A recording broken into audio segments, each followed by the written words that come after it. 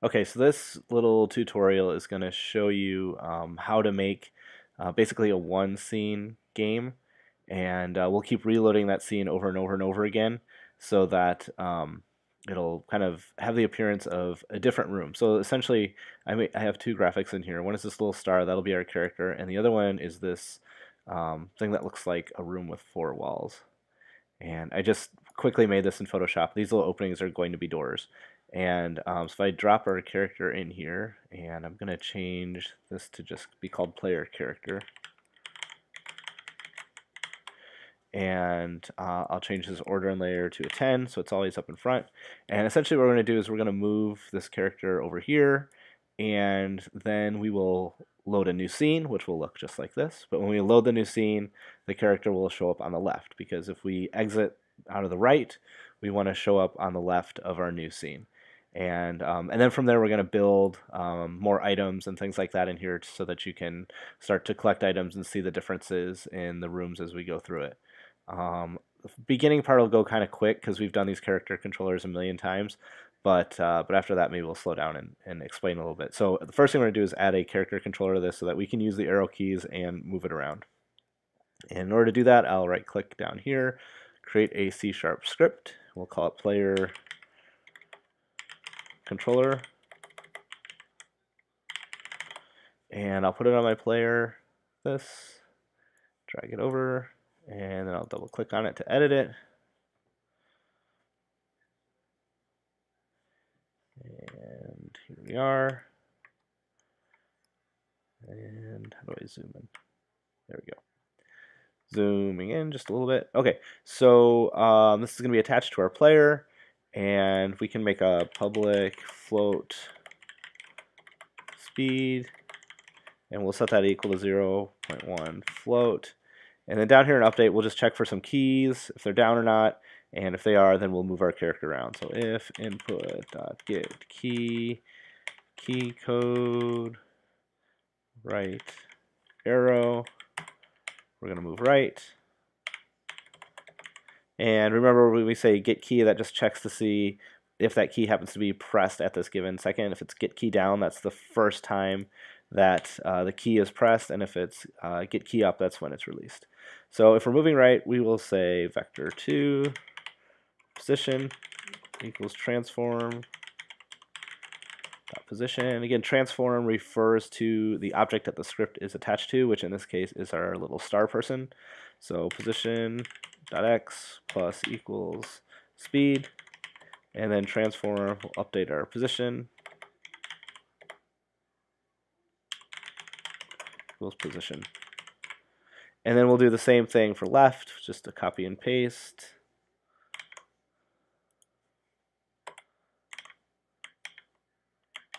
Oops, sorry, I'm using a weird keyboard. Love that. Yes, I have to copy and paste with two hands, but that's okay. So if we're moving left, then we will minus our x. If we want to move up, so if we go key code up, then we're not going to change x anymore, we'll change y. And if we're moving down,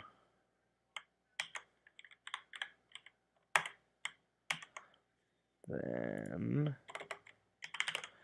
we will add y. And I believe this should all work. Let's go back to Unity and see what we got. We've got our little star and play. Left and right are working. Oops, I got my ups and downs backwards. No big deal. I do that sometimes. We will add y to go up and subtract y to go down. Now let's go back. Rerun this thing. There we go. Now everything is looking very good. All right, so now that we did this, this is kind of the basic stuff that we should know how to do from before. Let me make sure that we're still, hello. Yes, we are still good. So now we know how to do this. we are going to put some little doorways at each of these 4 areas. And if we're standing on like the pad that we're going to put here, and you hit the space bar, then we will jump us to a scene that would be over on the right. Now there's a few different ways, like for example, there's a few different ways we could build this. So if we wanted to, we could make a bunch of these rooms and then just start to go like this, start to place them around. Would be one way to do this. So that your player could walk from room to room to room. That's certainly one way to do it, and there's nothing wrong with doing it that way. But we're going to build it slightly different. Get rid of all these. Oops. Because what we're going to do is we're just going to keep it to 1. We're just going to have 1, and then we will pass some parameters between scenes when we load it, and the parameters are going to tell us how to draw the next room. Because whether we do it the way we did it before with placing objects, or we do it this way, it's going to have essentially the same appearance to the player. And there's reasons to do both, but this is an example of doing it this way. Okay, so either way, we still need to know that we're at these doorways, and so we will do that now. We're going to create an empty game object, and I'm just going to call it left door. Right, and all this thing is going to have on it is a box collider, physics 2D, box collider 2D, and it's kind of hard to see it white on white, but there is this green box right here. And we'll back up. And so I'm going to move this thing over. See, there it is. Look at these. So now you can see where it's positioned. And you will be able to see a green box on yours. I don't know if it's picking it up or not. And then we're going to make it a little bit taller just to sort of fit in this area. And that's going to be our left door. And then for our right door, we can just do a Command D to duplicate it. And now I can just drag it over this way, make it a little bit quicker. And I will call this thing right door. So these are just empty game objects with a box collider on it. We'll duplicate right door and we'll make it our top door. Command D, Control D, we'll say top door. And then now we just need to position this thing. And then we're going to change the size of the box collider on this one. We'll make our Y a 1, and then our X can be bigger. Let's move it up a little bit. And then we'll duplicate that one. And we'll make it bottom door. And then we'll move it down. Oops. Here. So now we've got these 4 objects, left, right, top, bottom. All they have is box collider on them, and we'll be able to interact with them. So a few things that we need to do to make that happen. First off, our little character guy here, he needs to have a box collider and a rigid body in order for our physics engine to detect these collisions. So we will add a physics 2D box collider 2D to our little star, and then I'll add physics 2D rigid body 2D. Now in this sort of top-down approach that we have here, if we just run this right now, our little star guy is going to fall kind of off the edge there. We don't want that to happen, so we're going to set his mass to a 0 and set the gravity scale to a 0, and then we should be good to go. Now we can cruise around like this. The other thing to note is what we currently have, our character is going to hit these box colliders and bounce off them. See, we don't really want that. We want the player to be able to walk on top of these little mats and then hit the space bar to switch rooms. So in order to do that, all these box colliders that we set up, left, right, top door, and bottom door, they need to be, when you click on them, you have these parameters over here for your box collider, and they need to be triggers. So if we'll go through each one and mark it as a trigger. And what a trigger means is that you'll be able to detect that there's a collision, but you won't actually see anything bounce off of it. So now that we've done this is trigger, I can go walk around through all this stuff like this. Okay, there is collisions actually happening, and if we had the right code in there, we'd be able to detect that the player was doing this. But from a player standpoint, it's sort of just like an invisible wall here cruising through it. Okay, so that is all good. Now what we want to do is let's go back to our code, and we're going to want to see when we collide with that box, and then we'll know, where we're at. So I'm going to make a new function, void on trigger enter 2D collider 2D COL. Okay, so we set up all those box colliders as triggers, which means when something with a collider goes across it, this onTrigger2D function will be called. So remember, this script is attached to our little star guy. So when our star hits a trigger, which is any one of those 4 mats that we have, we'll end up in this function. And then in here, we just need to figure out which collider we ran into and then sort of act accordingly. And again, we're going to let our player walk across the mat. We're going to let him move rooms if the spacebar is pressed and he's standing on one of our mats. So inside of this code right here, we're going to set some flags that say our player is currently on such and such a mat. And then the counterpart to that is on trigger exit 2D, collider 2D. This is when he exits the mat. So essentially we're going to have 4 booleans. Bool on left mat equals false. I'll copy this a whole bunch of times for all of our things. So here's left, right, top, bottom. Okay, so these are going to be our booleans that tell us what mat we're staying on. And in this case, the mats are all like mutually exclusive. Like you can't be standing on 2 different mats at the same time, which makes it a little bit easier. So we have all these flags that say I am yes or I am not standing on a certain mat. And then inside of here, we want to do something like if we trigger with, oops, I'm just going to try and write this out. You don't need to type this, because we'll fill in the blanks later. But if we hit a trigger on the right mat, then we'll say on right mat equals true. Right? And then the same thing out here, if we get this called when we leave the trigger, and so we'll say this, just copy and pasting. And if we're triggering at the right mat again, then we'll say it's false. All right, so this stuff is red, and it's red for a reason, because it's not right. But we'll fill in the blanks a little bit. I just want to show you kind of the idea of what's happening. So anytime we go into this onTrigger enter 2D, we'll check and see if we're with the right mat. If we are, then we'll set this flag to true. When we leave that trigger, we'll check and see, are we leaving the right mat? Yes, we are. Then we'll set it to false. And then and we'll do the same thing for all of our triggers, right? I'll put them all in here. Well, we'll do it later because it's going to get confusing. We'll fill in this statement first. But then we'll say something like inside of our update loop, if input.get key down key code dot space. So if somebody's taking the space, we'll say something like if on right mat, then we'll move right. Right? If, how about else if? On left mat, move left, and all of these things. So let's just copy and paste this.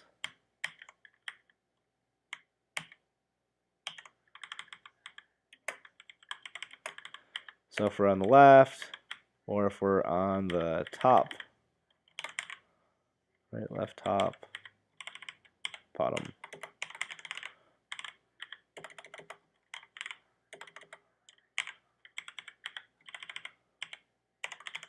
All right, so this is the idea.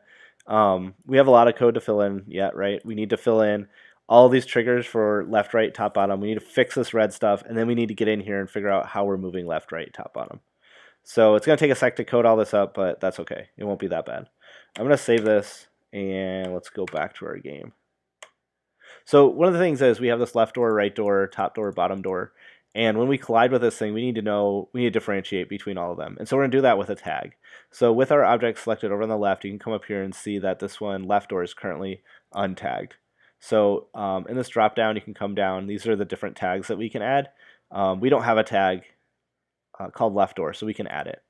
And it gives us to this list. And while we're in here, we'll put them all in here. So we can say left door, and we'll hit this little plus and get right door, and then this little plus, top door, and then another plus bottom door.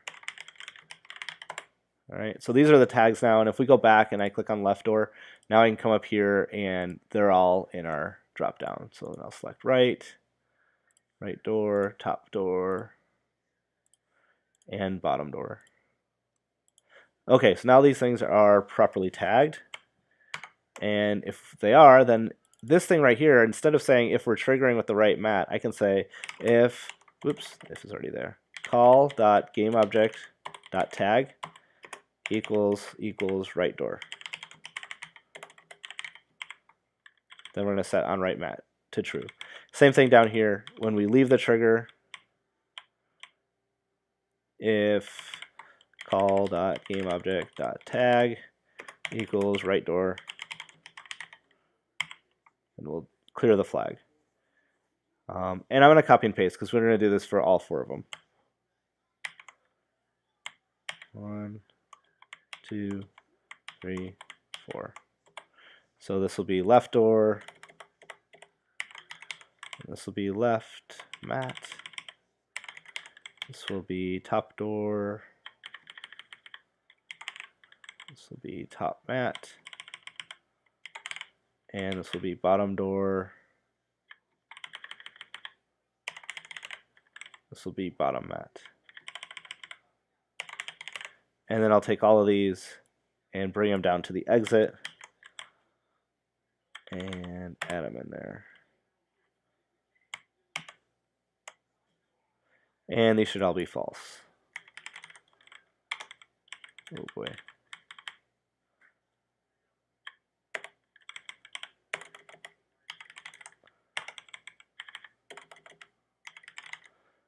Okay, so this looks right. If we're standing on the right door, we'll set our right mat flat to true. If we're not, we'll set it to false when we leave. And same for left door, top door, bottom. All looks good for me. And then in here, for now, I'm just going to put some debug code in. And we'll say leaving from right. All right, so let's just see if it works. Oops. So the idea is if I come over here and I hit my space bar, it should say leaving from right, and it does. It says it down here in our console window. And if I keep hitting the space bar, we see this counter go up. And then if I come out of here, it's not going up, and it should only go up when we're over there.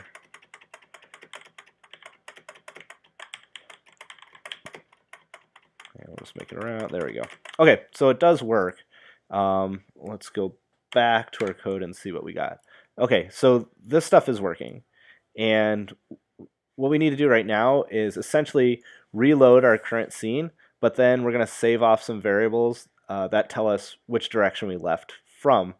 That way, when we reload the scene, we'll know where to put our character, if that makes sense. Because we want it to give the appearance that we're actually moving into the room that's to the right of us. Even though there isn't a room there, we're just going to redraw the same one and reposition the character. And we're going to do it by loading a whole new scene. We could just move the transform of the character over, and I guess that would work too, but we want to recreate a whole new scene because we're going to get to some procedurally generated stuff in a little bit, and it's going to make a lot more sense to do it this way. So that's why we're doing it. There's always a million ways. Use whatever way works best for you. Okay, so all we're going to do in here, instead of, say, leaving from right, we're going to write something to PlayerPrefs.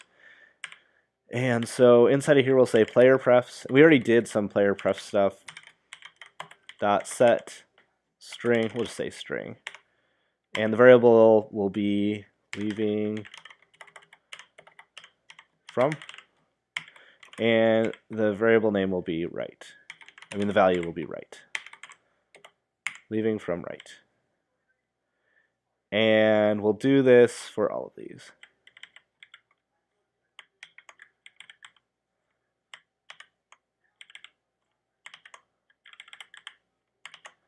Okay, leaving from left, leaving from top, leaving from bottom.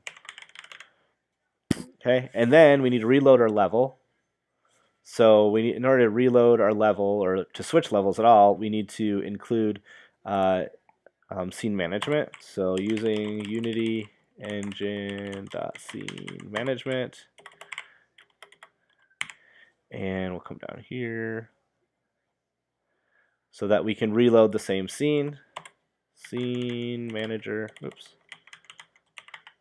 Load scene, scene manager dot get active, oops.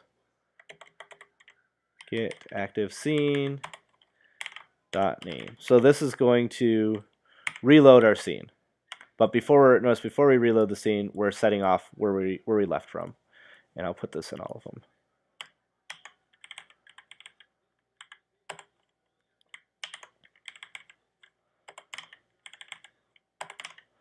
All right.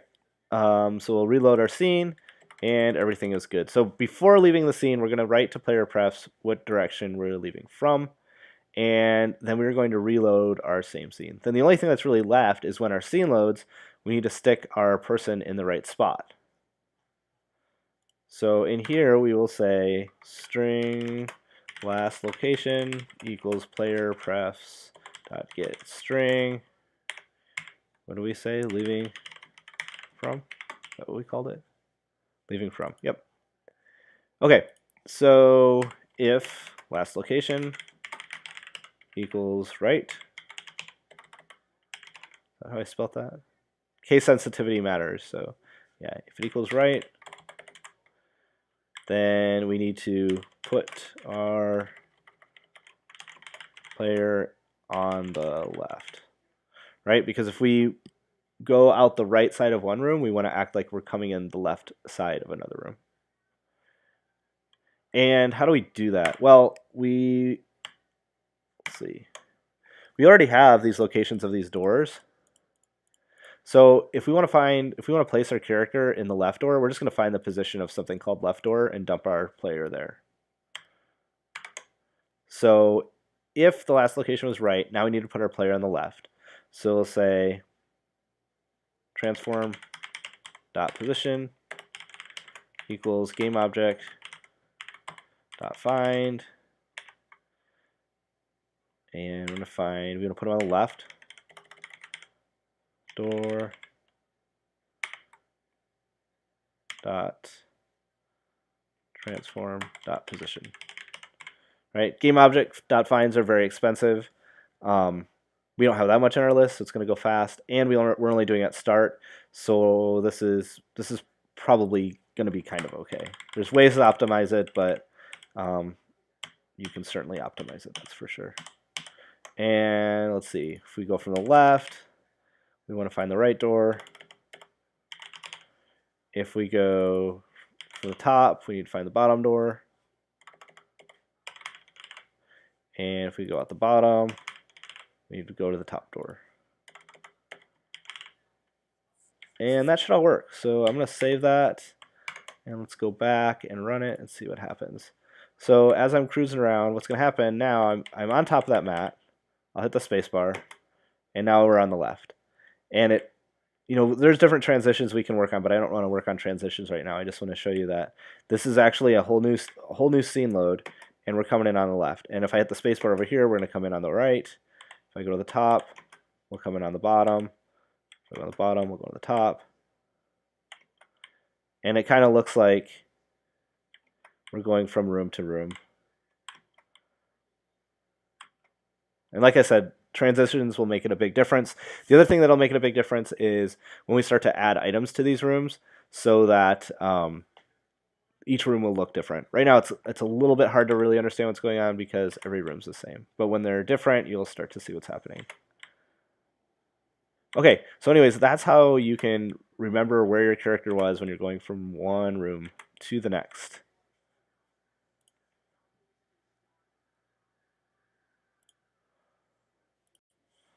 All right, continuing on, we're going to start to add some different items to these different rooms. We're going to have, let's say, 4 different items that you can possibly have as you travel through these different rooms. The items, just like everything else, will come from the glitch assets. You can find these things, they're public domain. I'm just going to grab stuff at random and drag them into my project. Say we can have an apple. What else would we want to find?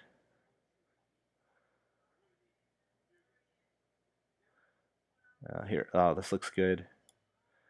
Well, present, that's 2. A bag of money, that's good. 3, and then let's find something that would be bad. I don't know. Any of this stuff, an old boot. All right, yeah, an old boot. That'll be our bad thing. Okay, so we're going to have these things just randomly show up in these rooms as we go through from room to room to room. And it'll be sort of the start of a procedurally generated idea where each time we go to a room, something new will be generated, and you can pretty much make this an infinite game as you go through it. Okay, so we have all these things. I'm going to make a folder down here, and we'll call it prefabs. And I'm going to make prefabs of all of these things that we can find. It's just going to be easier later on when we start adding, colliders and stuff like that. We're not going to do colliders right now, but when we get to it and scripts and all that sort of business, it's just going to be a lot easier if we have prefabs of these ready to go. So in order to do that, I'm just going to drag all of these things up here. And let's change the order and layer of these to, I don't know, 5. So our player, what did we have at 10? Yeah, so we'll make all these at 5. 5, 5, 5.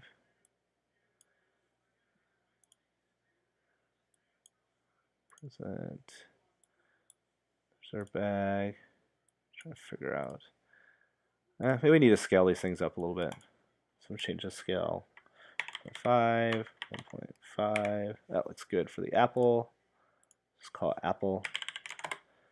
The bag. We will scale that one up as well. And box. And again, I'm just clicking. If you click once on these things, it'll let you rename them. So, anyways. And that'll be 1.5 as well. And then our boot. That thing probably needs to just be a little bigger. There we go. 2 times is good. All right, so now that we have all these things, I think I can just shift-click, actually, and then just drag them down here into prefabs. Nope, got to do them one at a time. All right, fine. Apple. Notice it changed blue, a little purple. Bag, box, boot. Okay, now these are all prefabs. I can delete these out of here. We're going to create an empty game object called, you can call it object controller. And what this thing is going to be in charge of is placing these random objects, or these objects at random when we enter a room. The other thing that we're going to have is, I don't want these things to, we need to have a position for these, and we could just completely make a random position anywhere around in here, but that's going to look a little bit strange sometimes, because sometimes we just need to have fixed positions for things to go. So it could be any random point if you want to do it that way. We're not going to do that. We're going to stick them in the corners. So what I need is little game objects that mark each of these corners, just sort of like how we did these things that mark where the doors are. We're going to make objects to mark where these things are. So I will put, we can even just make it create empty, and I will call it object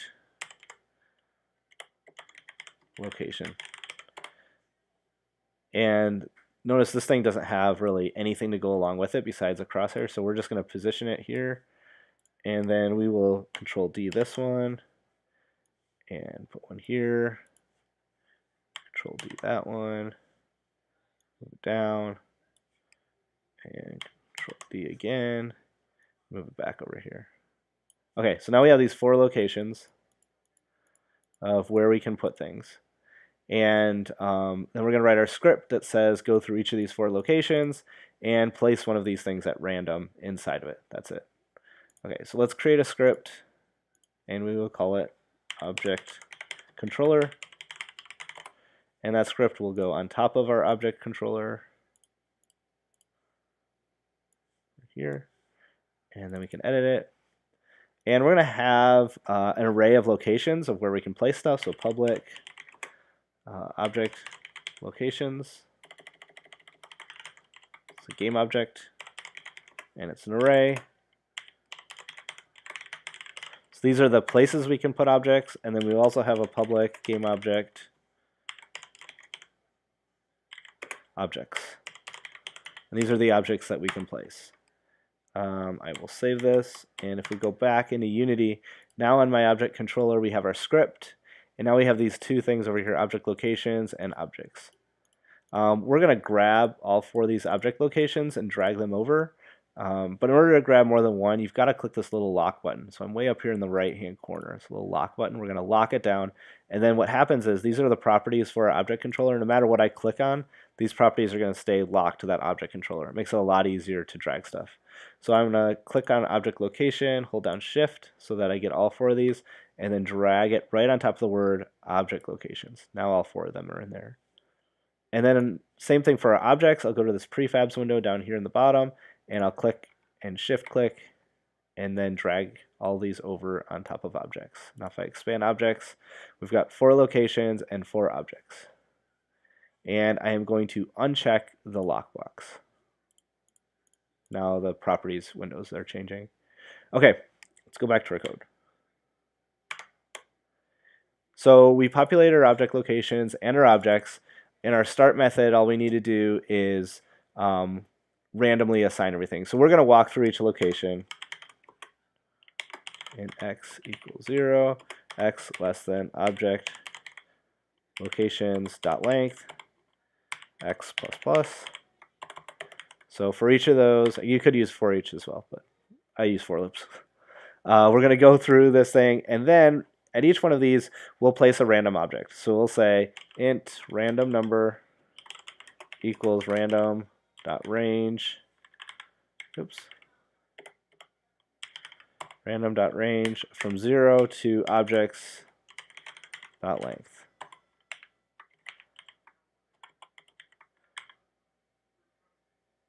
Oops. And who knows why I did that? Semicolon. All right. Now we will instantiate instantiate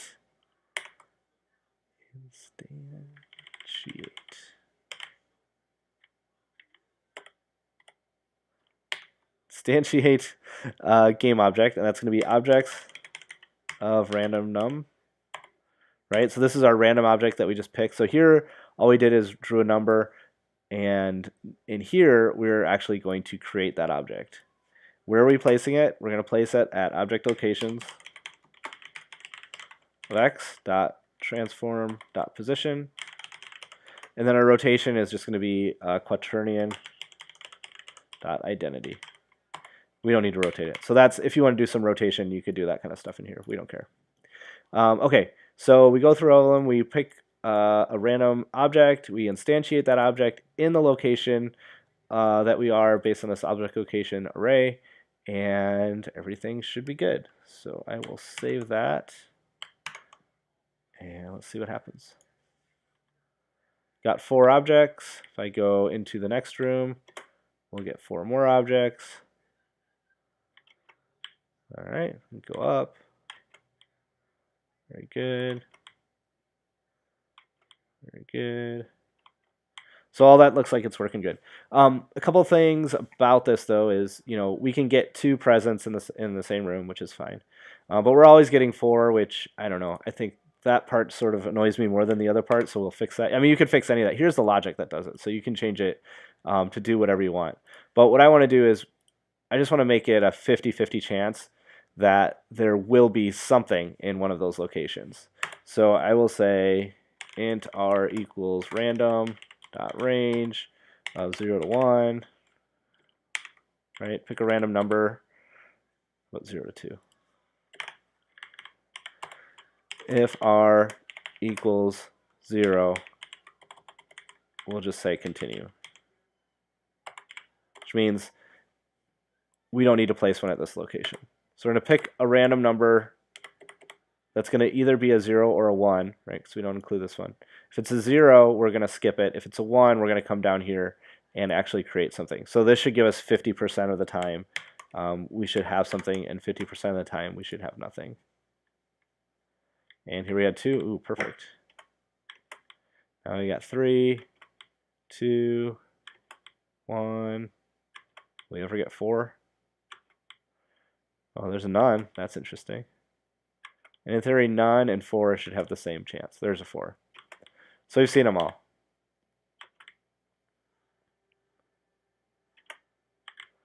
And we'll just keep walking through all of these rooms, looking for things. And there you go. So this is placing random objects. It is kind of like procedurally generating levels as well.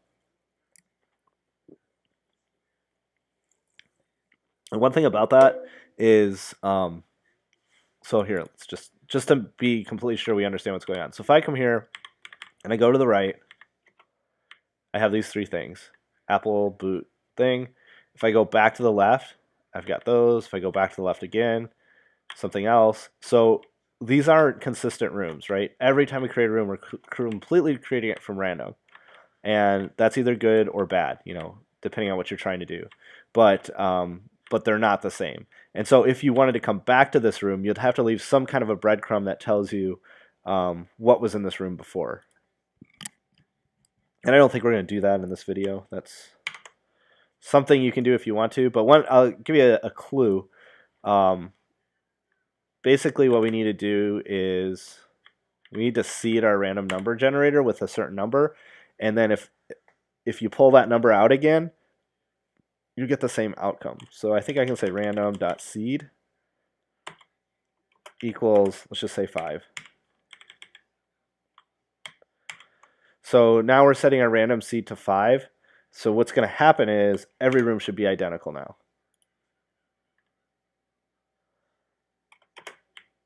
Yeah.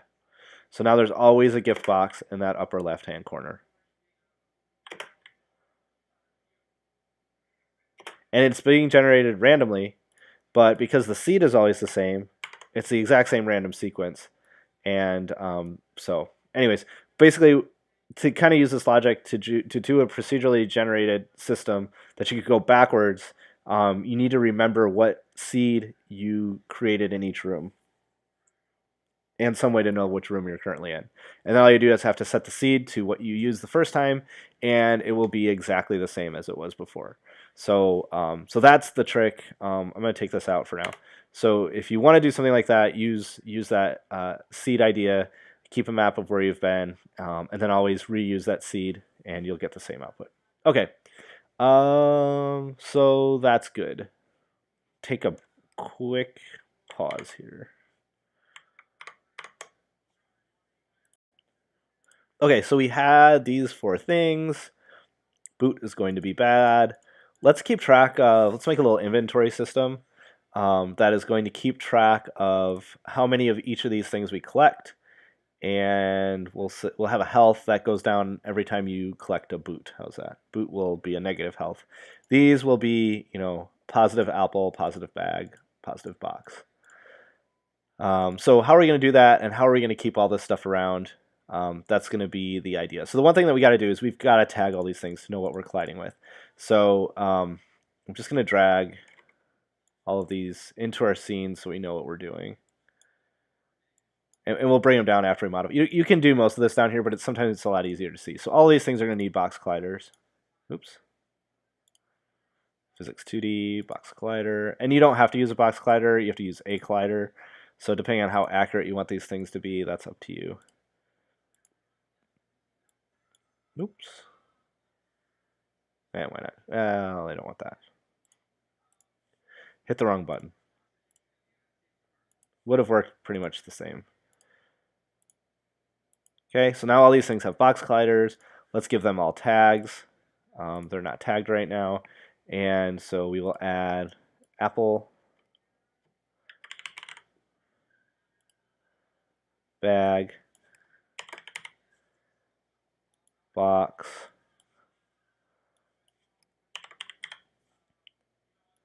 and a boot. Okay. And I think that's all. Actually, yeah, so these things are going to we're going to keep an inventory of all of our apple bags and boxes. So every time we get an apple, we'll do +1 to our apple inventory, and same for all of these things. And then boot's going to be affecting our health. So I'm just going to delete all these things. We don't need them anymore. We added our box colliders, and that's all we needed. If we come down here to our prefabs,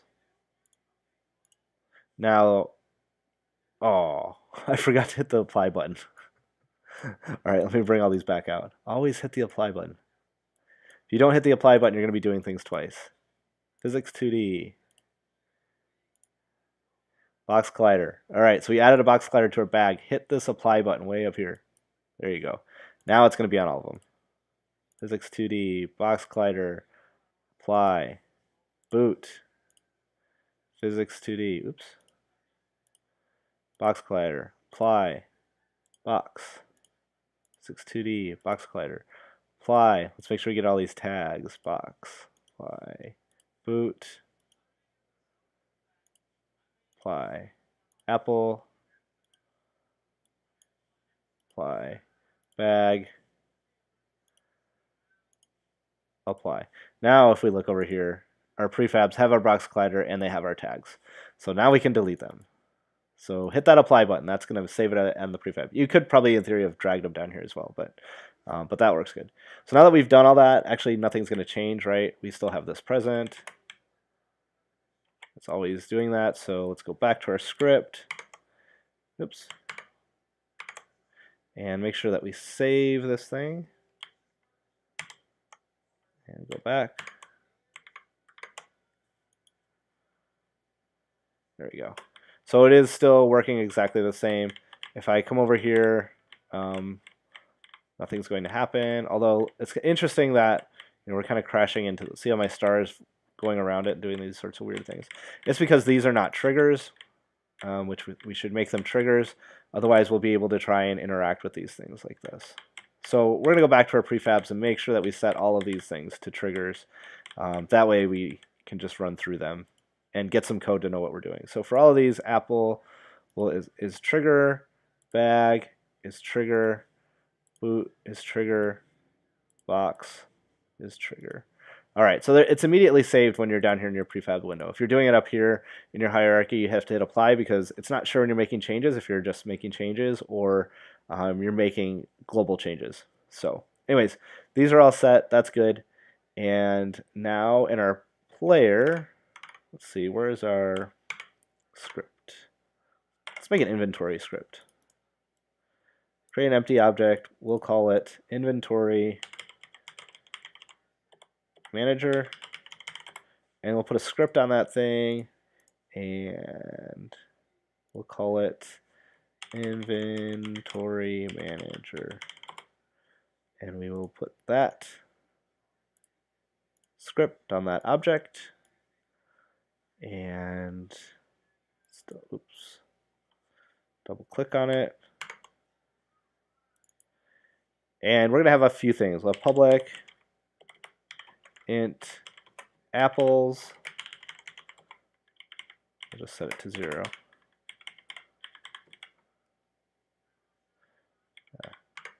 Public int, we have boxes. Public int, was it bags? All right, so those are apples, boxes, bags, and they're all set to 0. That's good. What's going to happen is we want, let's save this thing, go back. So this inventory manager is going to keep track of how many of each of these objects we've collected, and we want this thing to stay alive when we switch scenes, because right now, every time we would switch scenes, if it's coded this way, this thing is going to reset itself and reset all of our counts to 0. And we don't want that. So the way we're going to do that is we're going to make a new method here, void awake, and we will say don't destroy unload game object. And that will keep this particular object alive and well as we go from scene to scene, which means, well, every time we restart the game, these will all be zeros, but every time we start collecting things, we can start to increment these. That'll be fine. All right, so one thing that has to happen is in our player controller, we have these checks in our trigger enters for our doors. We're going to add some checks for these different objects.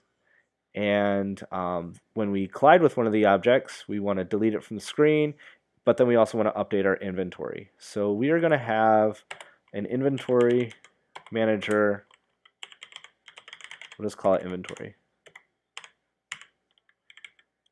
And we'll just find it when we start our scene. We'll find this inventory manager in our hierarchy. So we can say inventory equals GameObject.find inventory. So right, this thing by itself, GameObject.find inventory manager, is going to search for something over here on the left called inventory manager, which it'll find. And then we will say .get component inventory manager. And that's saying, get me access to that script. And then we'll store a reference to it inside of inventory. So that when we come down here and we say on trigger enter 2D, if call.gameObject.tag equals Apple, then I can say inventory.apples++. Right? And same for all of them. And we have 3. Remember, the boot is going to deal with health, so we'll deal with that one later. Apple, bag, box. Oops. Box. Inventory.bags. Inventory.boxes. All right. And so we have all these things, bag, boxes, those are all going to increment. The other thing that we want to do is we want to remove these things from the screen. So we'll say destroy object call.gameObject. That way we can't collect something more than once.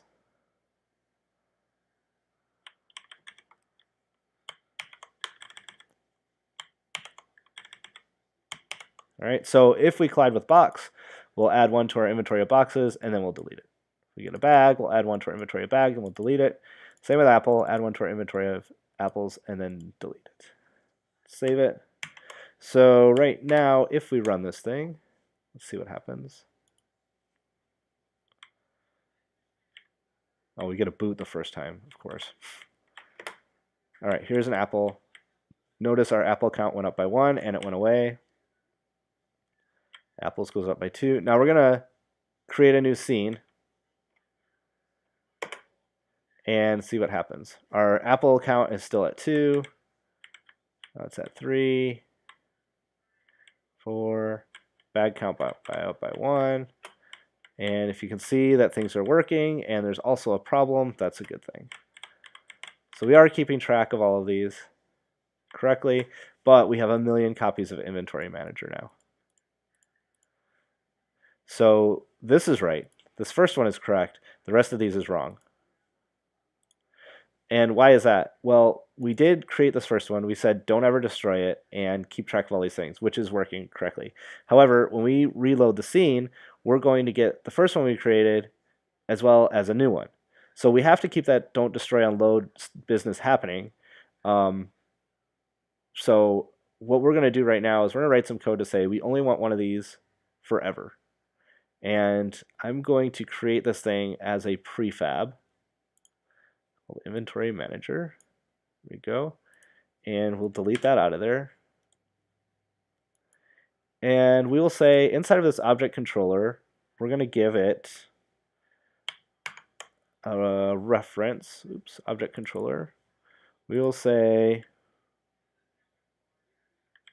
inside of here, inside of start, we were going to say if GameObject.find inventory.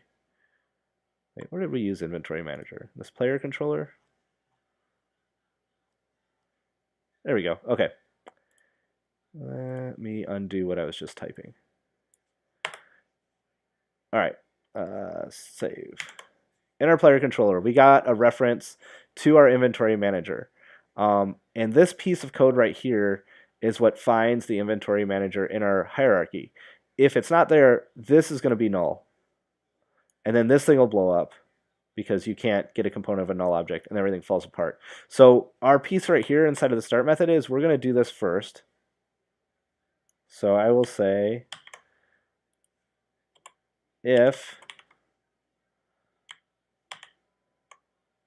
equals null, which means if we don't have an inventory manager, then we are going to create one. Instantiate, and this is going to be, well, this is going to get kind of confusing, but it's a good thing to keep straight in your head. So let me put this up here. We'll have a public game object, inventory object. Okay, so now we have an inventory manager and an inventory object, and they're going to be two different things because this inventory object is the prefab. So that doesn't exist in our scene yet. This thing here is a reference to the one that exists in our scene. So inside of Unity, we're going to link up this piece here that says here is what an inventory object is. And in this case, we're going to say, okay, we didn't create one. It's not in our hierarchy. So we're going to instantiate an inventory object. I just put at transform.position. Location of that thing doesn't really matter, and quaternion.identity. All right. So then we'll create one. So if we don't have an inventory manager, then we're going to create one, which means the first time through, we'll create it. The second time through when we load the scene, we don't need to create it because it's already there, and then we'll just use this reference to it. So I hope that makes sense. Let's go back into Unity and take a look at this object controller, because now we should have on our player character on the script, there's an inventory object right there. And that is the prefab of our inventory manager. And so now if I run, we get our inventory manager that we created. Let's click on this thing. Oops. And, whoop, what is this?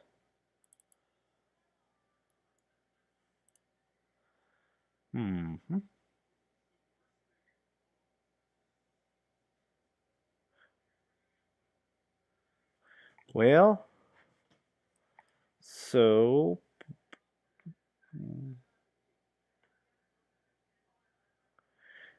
maybe this thing is happening too quickly, but let's take a look at what we got. Let's see. What did we have here? Oh, check it out. So this is inventory manager clone because we created it inside of a script. And so in our find, we are looking for inventory manager, not inventory manager clone. So there are different ways to fix it. Because I'm already going off script, I'm just going to change this. And I think this will work.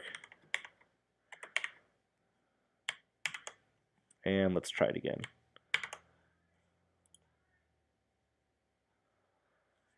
And let's see, Apple. There we go. Now it's working. Box. I'll go to the next scene. And, oh boy, sometimes I should always stick with what I'm doing. All right. So remember, when you're doing this stuff, it's got to match exactly. So as we're creating it in code, it's going to make it look like this with the clone at the end. And that's what we got to check for. So hopefully you're enjoying my mistakes. Okay. So now we still only have one. And the counts are keeping up from scene to scene. And now I go to the next one. And so our inventory is being kept track of, which is good.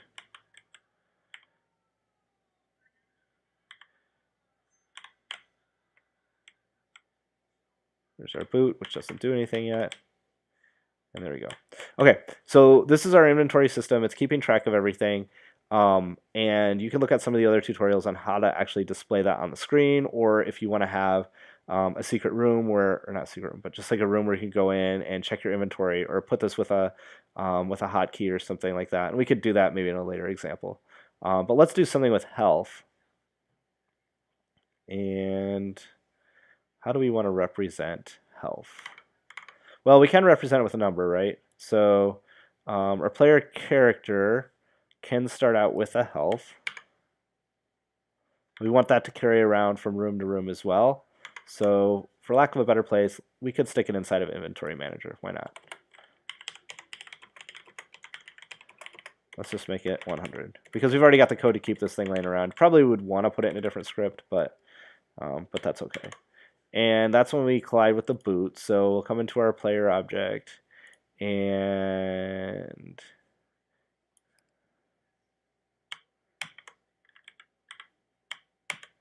so if we collide with the boot, then we're going to say inventory dot health minus minus.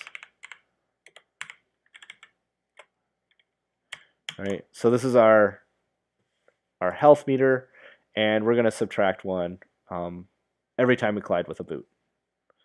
So actually, let's go back. What did we set that thing at to start with? 100. Let's just set it to 10.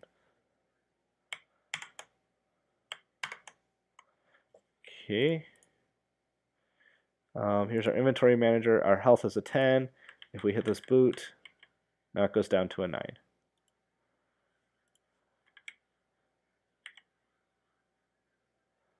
All right. Okay, so that's good there. What if we wanted to do like, I don't know, I'm gonna go a little bit off crazy. Like let's say we wanted to have like a health bar. And I'm gonna find something that I can use as a health bar in our glitch assets here.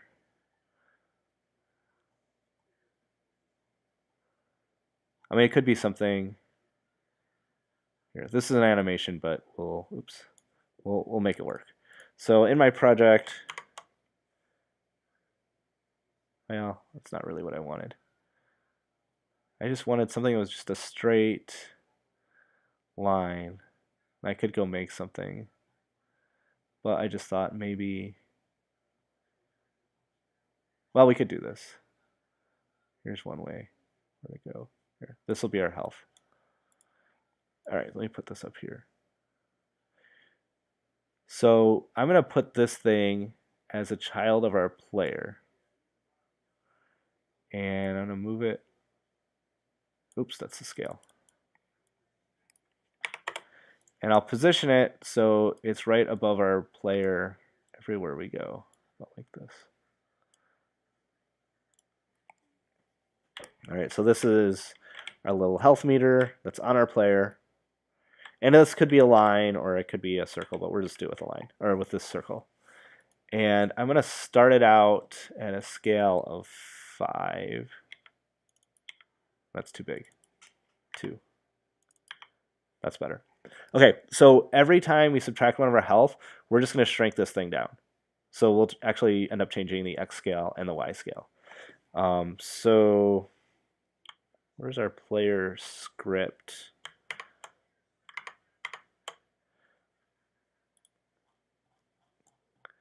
Let's do a public game object health meter.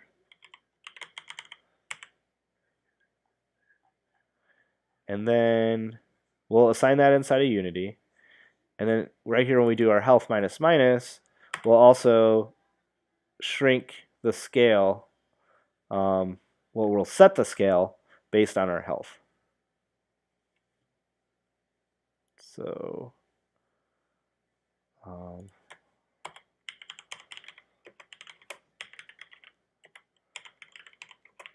we'll have a max health equal to 10 as well. And then anytime we do this kind of thing, we will say, what did I call our health object? Did I just say health object? Health meter. Okay, so we need to adjust the scale of our health meter. And so our new scale So our scale is going to be an x and a y part of it. So vector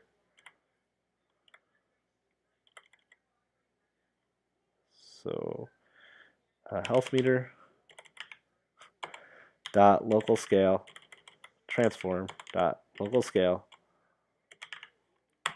equals new vector 3, and it's going to be 2 is our max, and we have to figure out the fraction that we've counted down.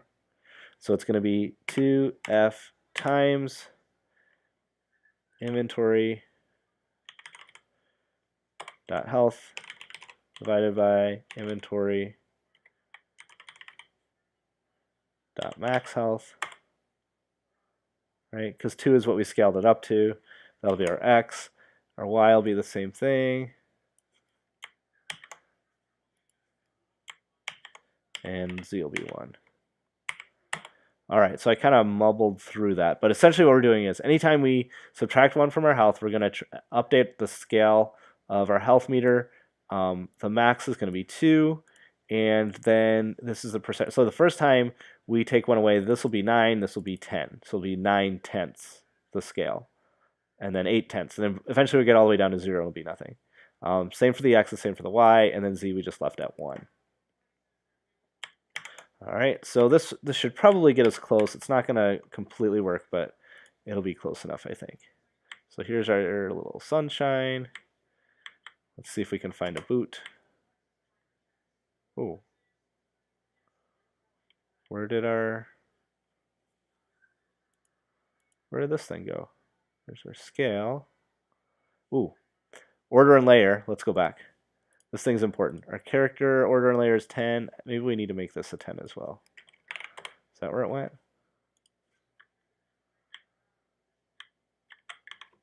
There it is. Yeah. All right, let's find our old boot. Here we go. Now when I hit this boot, it should shrink. Oh. Health meter of player controller. Oh. Duh.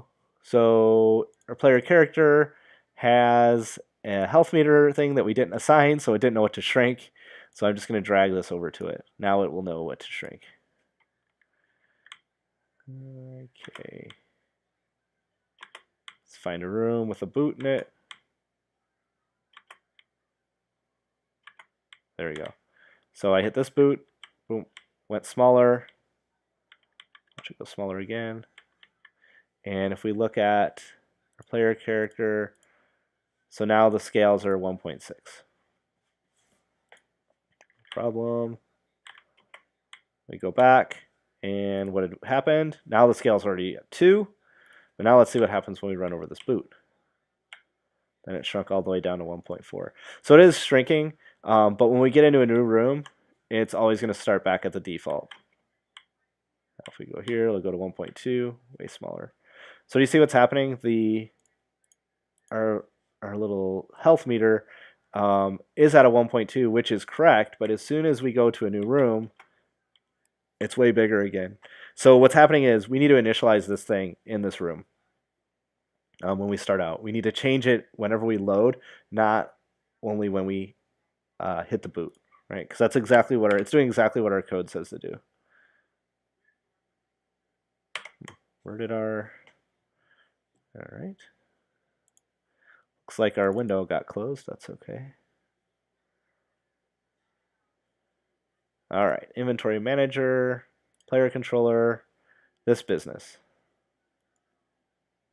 We need to update that in our not only when we subtract health, but at the very beginning.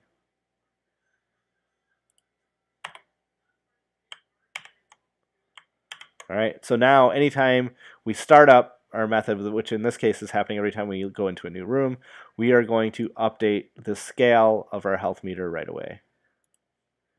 And then now that should fix that problem. Okay, here's our old boot. Our scale is a 1.8, and then let's see what happens when we go to another room. The scale is still 1.8 right here. And I can get this one. See how small we can get it. another boot.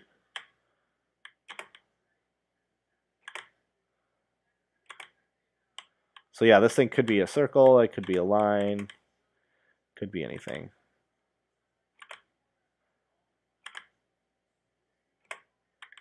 Another boot, smaller again. Where are we at? 1, so it's half the size.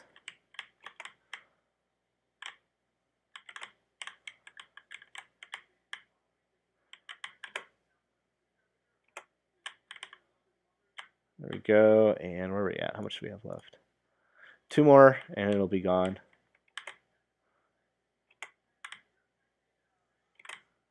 Oh, there we go. 1 more, still a little speck. And as soon as we hit this one, it's gone. So there you go. So we had something that represents our health, and it got progressively smaller and smaller over time. And then in your code, you know, this kind of thing right here, you can have another check in there that says, okay, this went to 0, so now it's game over. Okay, so to summarize everything that we did in this whole thing, we added empty game objects with just colliders that indicate each of our doors. We have a player with a health meter that scales. We have an object controller that controls placing objects at random when we go from room to room. And the rest of that we did inside of code. We have a player controller that handles all of our collisions. Everything's a trigger. And remember that our player has a box collider and a rigid body 2D on it with the gravity scale and a mass set to 0.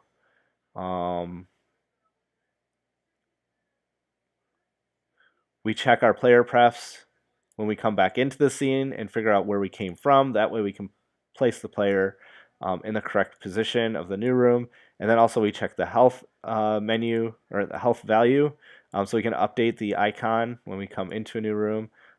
We only create 1 instance of Inventory Manager. If it's not there, we create it. If it is there, we use it.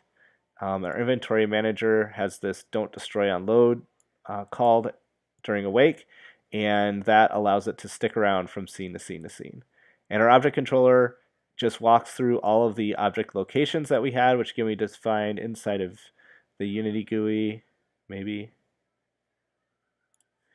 All these different object locations. So it's going to walk through those and then randomly choose a 50-50 chance whether or not it's going to place an object at that location. And if it decides to place an object at that location, then it's a random from the prefabs that we assign to it, just a straight up random. You can do a weighted random, make some objects harder to find than others or that kind of stuff. But this is just a completely random piece of there's 3 good things and 1 bad thing. And then all of that is 3 good things, 1 bad thing, are all managed inside of this inventory manager. So that's what we did in this huge thing, and I think that's it.